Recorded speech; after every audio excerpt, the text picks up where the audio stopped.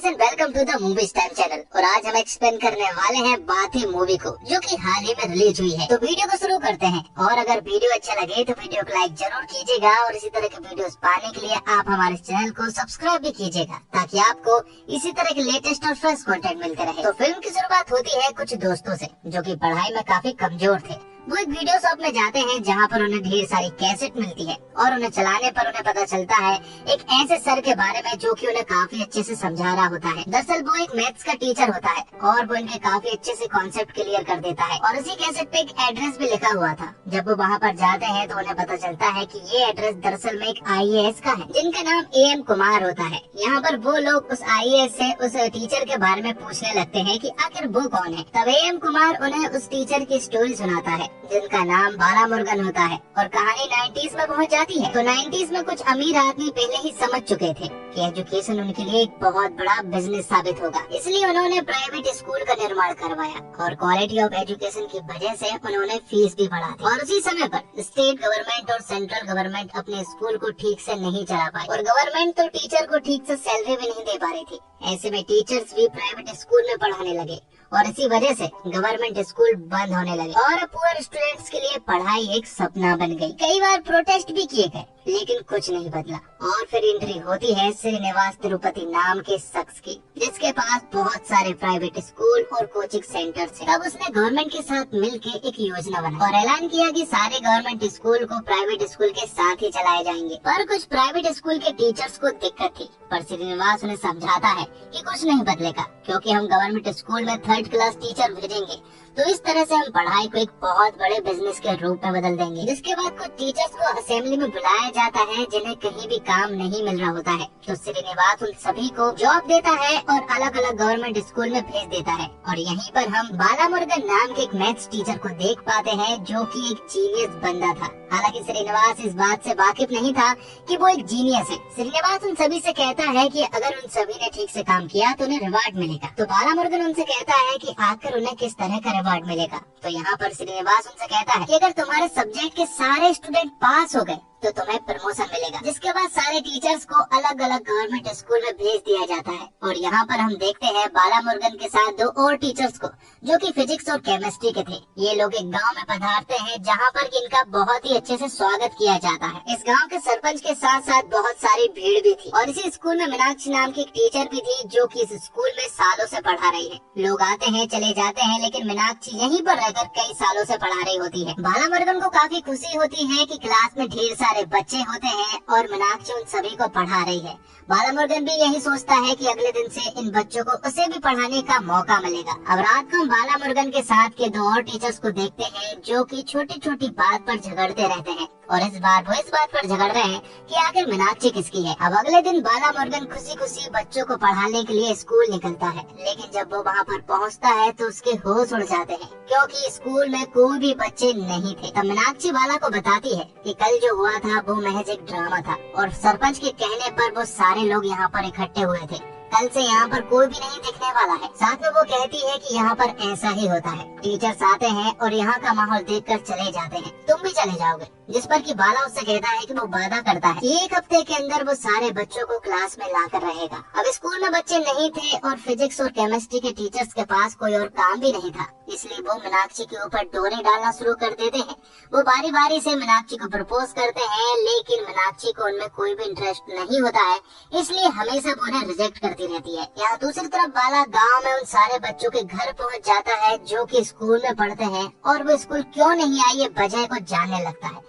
लेकिन उसे पता चलता है कि कई सारे बच्चे स्कूल इसलिए नहीं आते हैं क्योंकि उन्हें काम पर जाना पड़ता है और पैसे कमाने होते हैं, क्योंकि उनकी आर्थिक स्थिति ठीक नहीं है।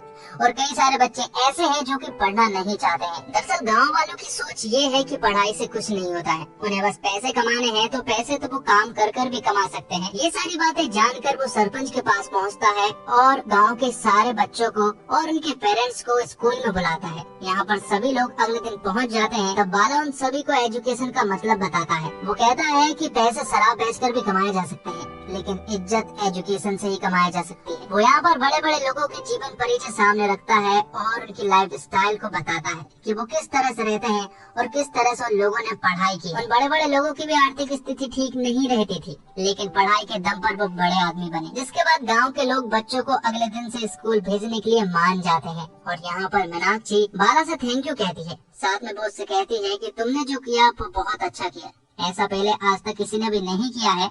लेकिन साथ ही वो उससे एक और बात कहती है। और फिर अगले ही दिन से बच्चों का आना स्टार्ट हो जाता है और धीरे धीरे करके गांव के सारे बच्चे स्कूल आने लगते हैं और पढ़ाई करना शुरू कर देते हैं। जिसके बाद मीनाक्षी बाला से हाथ मिलाते हुए थैंक यू कहती है। और मीनाक्षी ने आज तक किसी भी टीचर से हाथ नहीं मिलाया है। दरअसल मीनाक्षी को ऐसा लग रहा था कि कोई भी स्टूडेंट नहीं आने वाला, लेकिन गाँव के सारे बच्चे आ चुके थे और वो काफी इंटरेस्ट के साथ पढ़ रहे थे, क्योंकि बाला सर उन्हें काफी अच्छे से पढ़ा रहे होते हैं। और मीनाक्षी बायोलॉजी की टीचर होती है, वो भी बच्चों को काफी अच्छे से पढ़ाती है। और मीनाक्षी अब बाला को पसंद करने लगी थी। अब कुछ दिन ऐसे ही बीतते हैं, जिसके बाद फिजिक्स और केमिस्ट्री के टीचर बच्चों को पढ़ाना बंद करके गांव छोड़कर चले जाते हैं। इसलिए ना चाहे तो वे भी फिजिक्स और केमिस्ट्री की क्लास भी बाला सर को ही लेनी पड़ती है। दरअसल बाला सर सारे सब्जेक्ट में तेज होते हैं सिवाय इंग्लिश के। बाला सर उन्हें बिना भेदभाव के पढ़ाता है और उन्हें भी भेदभाव ना करने का एक सबक भी सिखाता है। तो सारे बच्चे काफी अच्छे तरीके से पढ़ रहे होते हैं और कुछ दिन बाद एग्जाम होते हैं और सारे बच्चे पास हो चुके थे। इसलिए गांव के सभी लोग जश्न मना रहे होते हैं, सभी लोग बहुत खुश थे। और फिर तभी यहाँ पर एंट्री होती है श्रीनिवास की, जिसके चेहरे पर खुशी का नामो निशान नहीं था। वो यहाँ पर बाला के पास आता है और उसे खूब चिल्लाता है। वो उससे कहता है कि प्राइवेट स्कूल में लोग सिर्फ 70% पास हुए हैं, लेकिन इस स्कूल में 100% पास हुए हैं। और अगर ऐसा ही चलता रहा तो सारे बच्चे प्राइवेट स्कूल को छोड़कर इस गवर्नमेंट स्कूल में चलकर आ जाएंगे, जिससे उसका बिजनेस पर बहुत ही गहरा प्रभाव पड़ेगा। तो यहाँ पर बाला समझ जाता है कि श्रीनिवास को यहाँ के बच्चों से कोई भी लेना देना नहीं है, सिर्फ उसे पैसे कमाने हैं और ये उसका बिजनेस है। साथ ही श्रीनिवास यहाँ पर बाला को प्राइवेट स्कूल में एक जॉब भी ऑफर करता है, जिसकी पेमेंट 1 लाख रुपए महीने होने वाली थी। श्रीनिवास यहाँ पर बाला को धमकी भी देता है और उससे कहता है कि इन बच्चों का कुछ नहीं होने वाला, जिस पर बाला को गुस्सा आ जाता है और वो श्रीनिवास से कहता है कि वो यहीं पर पढ़ाएगा और अब वो देखता जाए, क्योंकि ये बच्चे अब स्टेट में टॉप करने वाले हैं। इन बातों का श्रीनिवास के ऊपर गहरा प्रभाव पड़ता है और उस योजना के अंतर्गत जिन टीचर्स को गवर्नमेंट स्कूल में पढ़ाने के लिए भेजा था, उन सभी को निरस्त करवा देता है। और इन टीचर्स में हमारा बाला भी शामिल था। बाला समझ जाता है कि ये सब कुछ उसी की वजह से हो रहा है, लेकिन वो बच्चों को पढ़ाना नहीं रोक सकता था। इसलिए वो एक छोटे से खेत में एक छोटी सी झोपड़ी लगाकर उन सारे बच्चों को फिर से पढ़ाना शुरू कर देता है।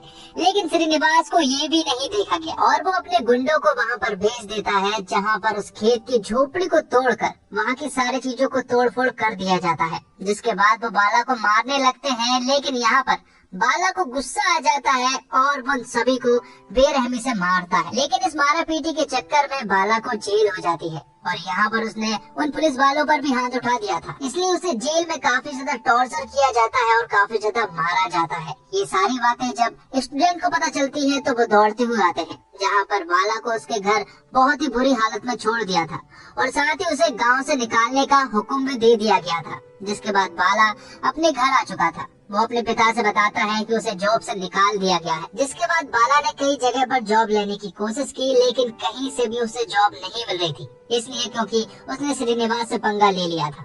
वहाँ दूसरी तरफ मीनाक्षी का भी बहुत बुरा हाल था, क्योंकि अब स्कूल में कोई भी नहीं आ रहा था, क्योंकि बाला सर नहीं आ रहे थे। यहाँ पर मीनाक्षी काफी ज्यादा रोती भी है, क्योंकि वो बाला को पसंद करने लगी थी।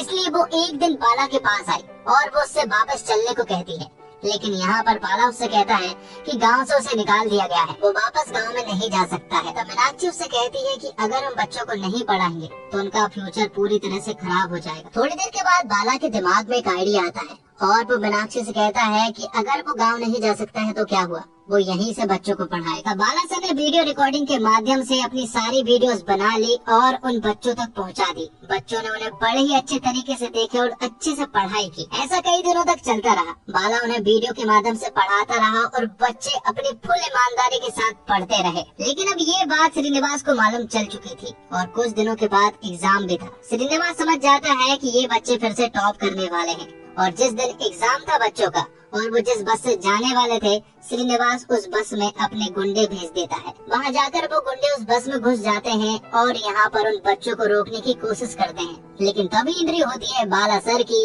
और वो यहाँ पर उन गुंडों को धूल चटा देते हैं। लेकिन आगे हम देखते हैं कि उनमें से एक गुंडे ने फ्यूल टैंक से छेड़छाड़ कर दी थी, इसलिए अब वो बस आगे नहीं जा सकती थी।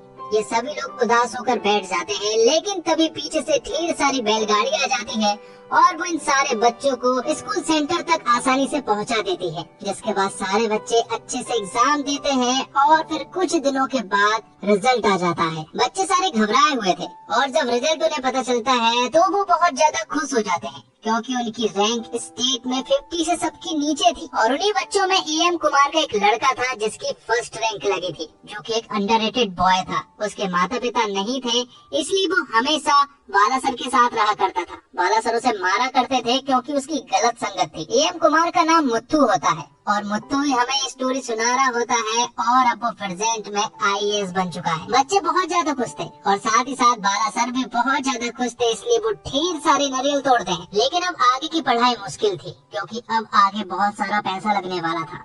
इसलिए श्रीनिवास सारे बच्चों के घर पहुंच जाता है और उन्हें अच्छी अच्छी डील देता है। वो किसी से कहता है कि वो किसी के कर्जे चुकवा देगा, तो किसी की जमीन वापस करवा देगा और किसी को विदेश भिजवा देगा। बस उन्हें ये करना होगा कि उन्हें सभी को ये बताना होगा कि वो जो पढ़े हैं वो मेरी कोचिंग से पढ़े, जिस पर कि सारे बच्चे साइन कर देते हैं। और दरअसल ये साइन बालासर के कहने पर ही उन्होंने किए। दरअसल बालासर ने उन्हें ये बात पहले ही बता दी थी कि जब तुम लोग टॉप करोगे तो श्रीनिवास तुम्हारे पास आएगा और हमें साइन करना है, क्योंकि हमें एजुकेशन लेना है। बिजनेस से हमें कोई मतलब नहीं है। साइन करने पर हमारी हार नहीं होगी बल्कि हमारी जीत ही होगी, क्योंकि हमने हमारे दम पर टॉप किया है। श्रीनिवास जितने वादे करता है करने दो, हमें सिर्फ पढ़ाई करना है और बड़ा आदमी बनना है, तब हम उन सभी लोगों की मदद करेंगे जो कि ठीक से नहीं पढ़ पाते हैं। और आखिर में बालासर को दिखाया जाता है जो कि काफी बुजुर्ग हो चुके थे और वो अभी भी यही काम करते हैं। वो गरीब बच्चों को सड़क से उठाते हैं और उन्हें एजुकेशन दिलवाते हैं। और इसी के साथ ये फिल्म यहीं पर खत्म होती है। तो दोस्तों, मूवी कैसी लगी कमेंट बॉक्स में जरूर बताइएगा और अगर वीडियो अच्छी लगी हो तो वीडियो को लाइक जरूर कीजिएगा और इसी तरह के वीडियोस पाने के लिए आप हमारे चैनल को सब्सक्राइब भी कीजिएगा, ताकि आपको इसी तरह के लेटेस्ट और फ्रेश कंटेंट मिलते रहे। साथ ही कमेंट बॉक्स में हमें मूवी सजेस्ट भी कर सकते हैं कि आगे हमें किस तरह की मूवी एक्सप्लेन करनी चाहिए।